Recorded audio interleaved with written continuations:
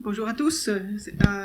Donc, Solidarité et Progrès est parti très tôt en guerre contre la COP 21, ce grand sommet climat qui va avoir lieu à Paris bientôt, dans 2 semaines, parce que sous ces dehors humanitaires, il s'agit d'une attaque culturelle brutale contre le monde et contre tout ce que représente la France de progrès, comme nous le montrerons avec mon collègue Alexandre Nourry. Bien sûr, il y a des gens dans cette salle qui viennent pour la première fois et qui ne connaissent pas, qui n'ont pas encore un jugement sur ces questions.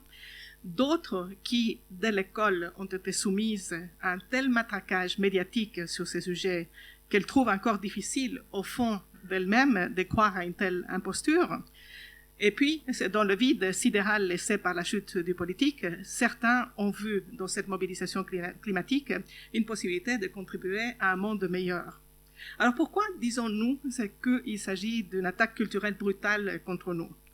Parce que le fait d'accuser l'homme d'être à l'origine d'un réchauffement climatique qui pourrait détruire notre planète, qui est la thèse principale de ce sommet climat et la thèse principale du GIEC, le groupement intergouvernemental d'évaluation au climat, ceci véhicule un pessimisme noir sur l'humain. L'homme qui, jusqu'à une trentaine d'années, était perçu comme le couronnement du processus d'évolution de la nature, étant donné ses pouvoirs créateurs uniques et sa capacité de transformer la société et l'univers autour de lui, est aujourd'hui mis au pilori, accusé tout simplement d'être un cancer dans l'univers. Et combien de fois par semaine, par jour, entendons-nous ça à la radio, à la télé, le fait que l'homme est un prédateur, qu'il est la seule créature de la nature qui, par son intelligence, peut conduire son espèce à la destruction. L'impact de ces idéologies sur nos concitoyens ne peut qu'être désastreux, surtout que par ailleurs, et c'est le but de l'opération, la seule forme de culture de masse qui nous est offerte est une culture de la mort, de la violence, du plaisir immédiat. Quel contraste avec cette autre conception de l'homme que nous défendons et qu'on voit dans cette vidéo que je vous propose de regarder. Jamais autant d'oxygène n'avait été découvert sur une comète. Avec ses 4% d'oxygène, la comète Chury a créé la surprise chez les scientifiques. Un oxygène qui pourrait être plus ancien que notre système solaire et qui remet donc en cause les modèles existants. Tous les modèles qu'on avait faits, finalement, il faudrait les mettre à la poubelle et trouver un modèle plus réaliste. Et là se pose la question suivante. Est-ce que cet oxygène était là depuis le début? Ce qui signifie que la nébuleuse qui a formé le système solaire, c'est-à-dire le Soleil et les planètes, eh bien, contenait de grandes quantités d'oxygène, ce qui nous pose problème pour la manière dont la Terre s'est formée, ce qu'il y a et cet oxygène qui a été apporté. Ou bien est-ce que cet oxygène est arrivé plus tard, au cours de l'évolution de la comète? Mais oxygène ne veut pas dire forcément présence humaine, même si cette découverte relance la recherche de la vie et de nos origines. Et nous savons tous que les comètes, comme les astéroïdes, sont un peu nos grands-pères et nos grands-mères, c'est-à-dire ces corps qui, en se cognant mutuellement et en s'agglomérant, ont donné le système solaire et ont donné la Terre et les planètes. Et donc, c'est une avancée dans la connaissance de ces corps qui sont si importants pour nos origines. À 270 millions de kilomètres de la Terre, la sonde Rosetta, posée sur la comète Chury et à l'origine de cette découverte, pourrait encore surprendre les scientifiques. Munie d'une dizaine d'instruments, elle continue de récolter de nombreuses données. Un voyage dans l'espace qui dure depuis plus de 11 ans et qui devrait se terminer en septembre 2016. En tout cas, ça parle de la dernière découverte. C'est que effectivement, donc cette Chury, cette comète Chury, dans les gaz, on a trouvé de l'oxygène. Et qu'est-ce que ça veut dire ça? Ça veut dire que l'homme a été capable. Il faut bien se le mettre dans la tête et bien y réfléchir. L'homme a été capable de traquer une comète à 500 millions de kilomètres de la Terre, avec une sonde qui a traversé 6,4 milliards de kilomètres en 10 ans. Un exploit, c'est dont la seule justification est la mise au défi du pouvoir de la pensée et la joie de découvrir pour le bien de tous. Voilà la puissance de notre esprit et c'est pourquoi nous nous battons. Nous n'allons pas, dans cette présentation aujourd'hui, revenir sur tous les arguments qui permettent de remettre en cause la thèse du réchauffement climatique d'origine anthropogénique, donc humaine. Vous trouverez à l'entrée tous les documents que nous vous avons préparés pour ça. Nous allons traiter aujourd'hui des sujets que seuls nous, parmi tous les opposants, traitons en tant que parti politique. Je parlerai d'abord de ceux qui sont à l'origine de cette imposture, c'est que personne ne dénonce, même Verdier qui a fait les unes des journaux dernièrement, et des objets néfastes qu'ils poursuivent. Et Alexandre Nourry vous montrera ensuite comment notre pensée est au contraire capable d'engendrer toutes les ressources dont nous avons besoin pour poursuivre notre aventure humaine. Donc nous accusons la COP 21 d'être le sommet de la dépopulation. Pourquoi? Parce que si la solution proposée pour réduire les émissions de gaz à effet de serre issues des processus productifs de l'homme est une transition totale hors des énergies fossiles accusées de provoquer ces émissions, le charbon, le gaz, le pétrole, et du nucléaire vers les énergies renouvelables, alors les conséquences sont catastrophiques. En effet, en raison de leurs caractéristiques physiques intrinsèques, leur forte densité et capacité de travail, les énergies fossiles et le nucléaire peuvent assurer aujourd'hui la survie qu'à un quart, c'est à 2,7 milliards d'individus sur la Terre et allant bientôt sur 10. Ce n'est pas le cas des énergies renouvelables, le solaire, l'éolien, etc., qui ne pourraient porter qu'environ 1 à 2 milliards d'habitants, quels que soient les progrès techniques dans ces énergies, et ce en raison du caractère intermittent de ces énergies et de leur faible densité et puissance de travail. N'oublions pas qu'un mètre carré d'ensoleillement sur le toit d'une maison ne permet d'allumer qu'une seule ampoule de 100 watts. Et je crois que notre société exige beaucoup plus que cela. La transition énergétique en cours donc se traduira par une chute massive de 6 milliards d'individus de la population humaine. Et d'ailleurs, ceux qui promeuvent ces idées-là parlent d'un seuil de l'humanité. Le seuil correct pour eux de l'humanité, c'est justement 1 à 2 milliards d'individus. Or, c'est bien le processus qui est en cours actuellement, cette transition énergétique. Depuis 2008, les gouvernements occidentaux augmentent massivement, à coût de subventions publiques, la part d'énergie renouvelable dans le mix énergétique, bien qu'elle soit totalement inefficace. En même temps, ils découragent à coût d'impôts l'utilisation des énergies fossiles qui sont bien plus efficaces. Sous la pression du FMI et de la COP, la France a même fait voter cette année, avant l'heure, une loi de transition écologique qui réduit la part d'électricité bon marché venant du nucléaire de 75 à 50% et quadruple la taxe carbone entre 2016 et 2030, ce qui va renchérir le prix du diesel de 9 centimes et de 7 centimes pour l'essence. Et en même temps, elle subventionne massivement avec notre argent les renouvelables. Pour la France, cette politique constitue un revirement total par rapport aux politiques de l'ère gaulliste qui sont à l'origine des grands progrès accomplis par notre pays dans la deuxième moitié du XXe siècle, le nucléaire, l'aérospatial, les chemins de fer rapides et autres techniques de même genre. Alors, qui est à l'origine de cette imposture qui est l'équivalent d'une forme de guerre contre notre pays? S'agit-il de savants désintéressés et soucieux de l'avenir de la planète et de l'humanité? Jugez sur pièce. La première personnalité politique à avoir promu la thèse du réchauffement climatique fut l'ultralibérale Premier ministre britannique Margaret Thatcher dans un discours à la Société royale britannique le 27 septembre 1988. Thatcher a été recrutée au culte du réchauffement climatique par quelqu'un qui s'appelle Sir Crispin Tickell, un ambassadeur de Grande-Bretagne auprès de l'ONU et proche collaborateur du prince Philippe d'Édimbourg et de Julian Huxley, qui a été le fondateur de l'UNESCO, dont je parlerai plus loin. Vous avez ensuite donc le prince Philippe d'Édimbourg, fondateur et dirigeant du Fonds mondial pour la nature, WWF, que vous connaissez tous, qui a fait de l'écologie, du réchauffement climatique et de la lutte contre la surpopulation des causes populaires. Enfin, il y a Al Gore, l'ancien vice-président des États-Unis, dont le film Une vérité qui dérange a eu un grand retentissement. L'invitation de Al Gore à l'Assemblée nationale pour présenter son film par Jacques Chirac a signalé la capitulation totale de la France à cette idéologie anti-progrès. Al Gore a tout intérêt, lui, à rejoindre la cause du réchauffement climatique, vu qu'il gère à Londres un fonds d'investissement qui s'appelle Generation Investment Funds, qui spécule sur les droits à polluer du carbone. Donc voilà les trois personnalités qui n'ont même rien d'écologiste ou de progressiste. Elles sont toutes au cœur de l'oligarchie financière anglo-américaine. Alors revenons sur le prince Philippe, ce qui est la figure centrale de tout ceci, ce qui nous ramène aussi à la COP 21. puisque c'est un proche collaborateur du prince Philippe, Martin Palmer, qui a travaillé avec Nicolas Hulot, chargé de l'organisation de cette COP, pour le faire, et tout particulièrement au sommet des consciences qui a eu lieu à Paris en juin dernier et qui apporta à ce sommet le soutien de nombreux cultes à l'échelle internationale, qui a donc ramené les Britanniques, notamment par le Commonwealth. Alors, rappelons que François Hollande aussi a demandé à Ségolène Royal d'aller porter en main propre au prince Charles d'Angleterre son invitation à ce sommet de la COP 21. Donc, c'est énorme.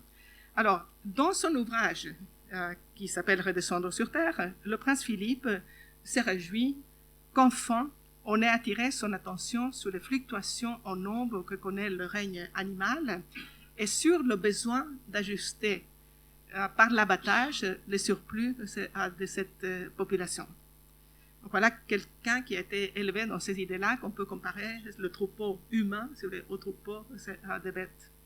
En 1981, dans People Magazine, il s'est insurgé contre la lutte menée à la fin des années 40 par l'ONU au Sri Lanka pour éradiquer le paludisme. Il s'est insurgé contre ça parce que le projet a réussi. Et la conséquence, je cite le prince Philippe, la conséquence a été le doublement en 20 ans de la population du Sri Lanka.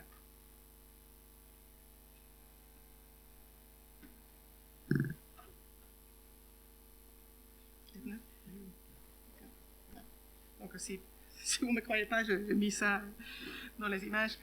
Alors, la citation du prince Philippe, c'est « La croissance démographique est probablement la menace la plus sérieuse à long terme pour notre survie.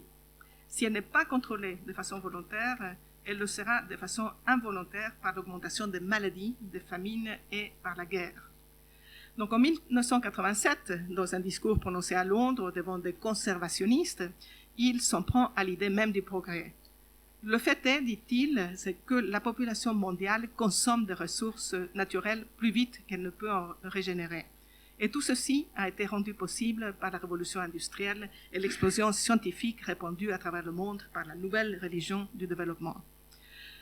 Enfin, le prince Philippe a déclaré à plusieurs reprises et à Deutsche Presseagentur en 88 qu'en cas de réincarnation, il souhaiterait revenir sous la forme d'un virus mortel afin de contribuer de quelque manière à résoudre le problème de la surpopulation.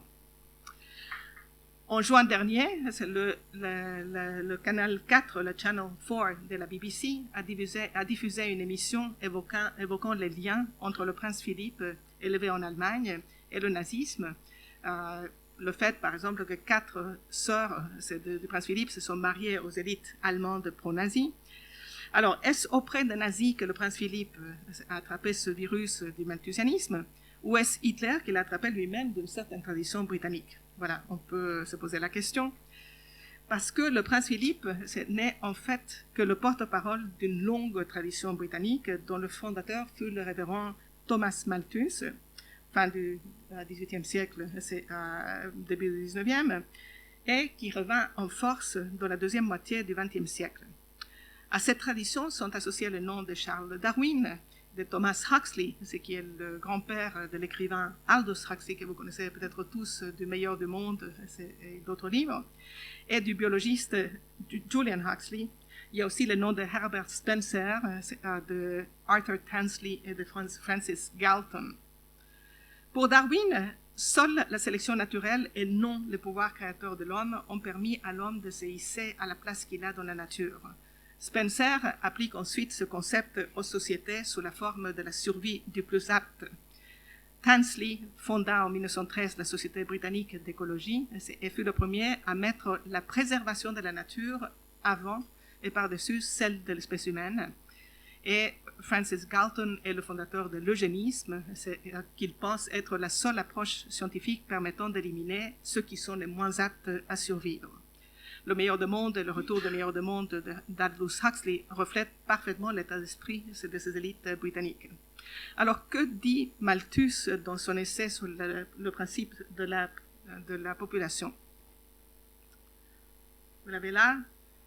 Tous les enfants qui sont nés au-delà de ce qui est requis, c'est pour maintenir la population au niveau désiré, doivent nécessairement périr, à moins qu'une place ne leur soit faite pour eux par la mort des adultes.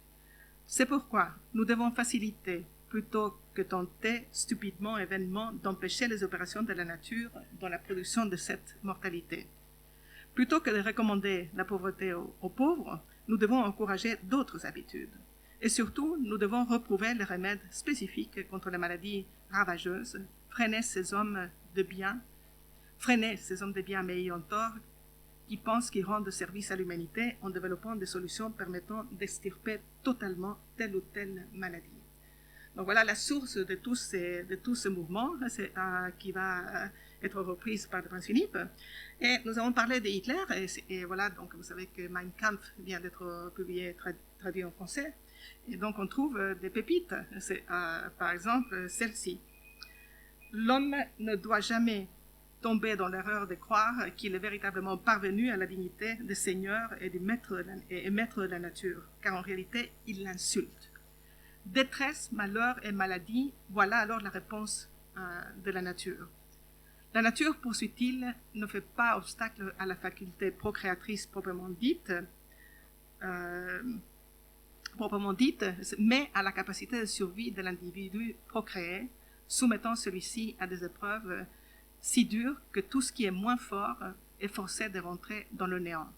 À ceux à qui elle permet toutefois de surmonter les rigueurs de l'existence sont à toute épreuve rudes et bien aptes à engendrer à leur tour afin que la même sélection fondamentale puisse recommencer. La nature, en procédant ainsi, brutalement à l'égard de l'individu, maintient forte la race et l'espèce et atteint aux plus hautes réalisations. Voilà, donc j'arrête là, ça vous donne l'idée, mais c'est tout ce mouvement de pensée va se retrouver, c'est donc à la fondation du Fonds mondial pour la nature autour du prince Philippe, dans une situation de pouvoir évoluer en tant que mouvement de masse à l'échelle internationale. Et c'est ce que nous avons, c'est donc dans la COP 21, donc, pour ce qui nous concerne ici, nous rejetons complètement ces choix et proposons au contraire de renouer avec une France qui est sur le chemin du progrès et du refus des oligarchies décadentes, la politique que Charles de Gaulle a tracée pour la France. Merci Christine.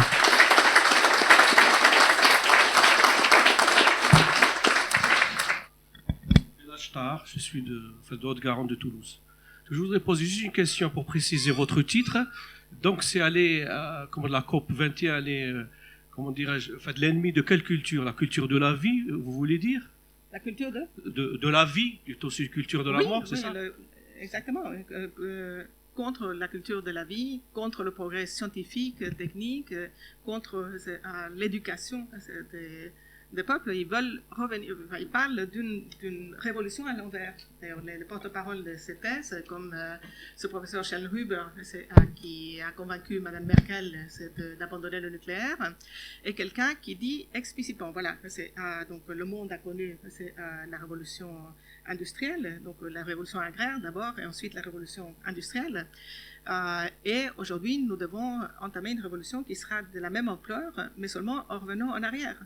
Et donc c'est dit ouvertement, revenons en arrière, ça veut dire quoi? Revenir aux technologies qu'on avait avant la révolution industrielle. Ça veut dire revenir à des moulins à vent, à des moulins à eau, à l'énergie solaire, etc. Et à cette époque-là, la société ne pouvait soutenir plus que 500 millions, 1 milliard d'individus. Et donc en 2009, M. Schönhuber a déclaré dans une revue qui est citée par le New York Times que effectivement, la planète ne peut soutenir réellement que 1 à 2 milliards d'individus. Et ce chiffre de 1 à 2 milliards d'individus revient tout le temps dans la propagande de ces gens-là, notamment par exemple la propagande d'une organisation qui s'appelle aujourd'hui Population Matters, qui s'appelait de notre façon avant. Donc c'est dit. C'est dit aussi par Aldous Huxley, donc, qui, dans le livre Le meilleur du monde, il dit que donc, la taille possible, la limite pour l'homme est effectivement de 1 à 2 milliards. Donc voilà, nous sommes devant des malthusiens rageurs et c'est ce qu'ils ont en tête. Et la chose, c'est que via les exigences du Fonds monétaire international, qui exigent par exemple qu'on impose une taxe carbone plus forte, que par biais de ces programmes qui favorisent les renouvelables et taxent les énergies fossiles, nous sommes en train nous avons pris la route pour aller dans cette direction. Merci Christine. Alors, je rappelle qu'on a publié, pour tous ceux qui veulent avoir tous les détails et aller même beaucoup plus en profondeur sur les détails scientifiques, un dossier donc, qui a été produit par Solidarité et Progrès cette semaine. Je crois qu'on en a une centaine ou 200 ici. Voilà, pour la somme de 20 € que vous pouvez acheter et faire circuler dans votre entourage, auprès de vos amis, pour qu'ils soient un peu conscients de ça. Alors, j'ai demandé à Alex, à qui je rends le dossier, de continuer sur le même sujet.